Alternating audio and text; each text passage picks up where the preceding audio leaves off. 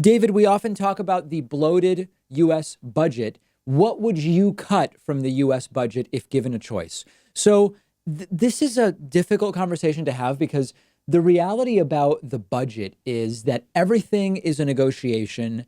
Not all cuts are created equal. Not all cuts save money. Sometimes you actually have to spend money in order to save money by increasing efficiency. So I think that that's important to keep in mind. It's also really important to look at agencies and see which agencies are actually doing what they were put in place to do. Where is their efficiency? Where is their inefficiency? What purposes do different agencies and departments serve? So this is not coming from some, small government libertarian idea of let's start cutting departments because we just want to make government small. This is the reality that there's probably a lot of consolidation and things that can be moved around. But just like to take the lowest hanging fruit first, the military and Department of Defense obviously are bloated and need to be cut. We don't need 50 bases in Germany. To the extent Trump wants to reduce that, I agree with that. The way in which it's done, obviously, is the question. We have a massive amount. The thing is, it's just so easy to say this. It's like, okay, I'm on the left. We should cut the military. We'll still be safe.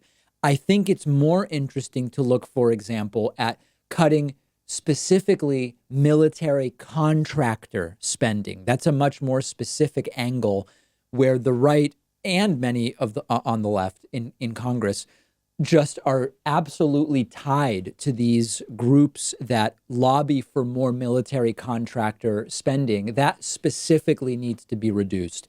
You can probably consolidate, for example, does TSA, Customs and Border Patrol, people want ICE abolished altogether. There's probably a big opportunity there to dissolve, reformulate, consolidate, etc., that would represent a cost savings.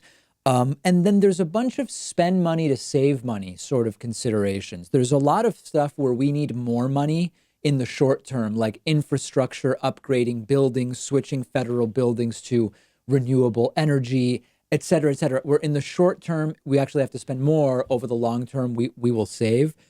The problem with these conversations about what to cut is that once you understand, you can't, how do I want to say this? Everything's a negotiation.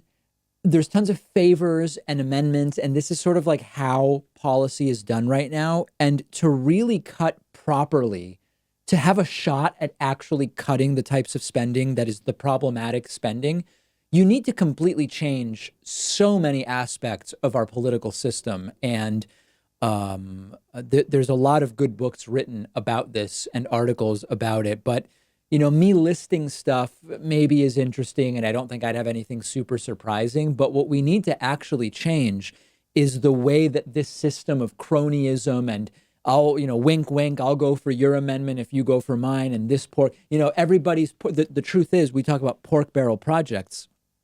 Everybody's pork is someone else's, in many cases, community project, right? So, I get you to sign off on rebuilding some ice rinks in my district. And that seems like pork if you're representing Hawaii and I'm in Illinois. But then you reverse it, and we have very similar situations looking from Illinois over to Hawaii. And this is really part of the problem and part of the problem of how budgeting is done. But all of that being said, Department of Defense, military, absolutely huge opportunities to cut for sure. No question about it. Okay, make sure that you don't miss today's bonus show, which will be hosted by producer Pat. You can get instant access by becoming a member at joinpakman.com or a patron at patreon.com/David Pakman Show. We will be back on Monday. Later next week, we will be on a little David Pakman Show vacation. We've not had one since the start of coronavirus because there's nothing to do and nowhere to go. I will be doing a little traveling within the state with a mask and with everything, rubber gloves, the face shields, everything. We'll tell you more about that next week. Pat on the bonus show today. I'll be back on Monday.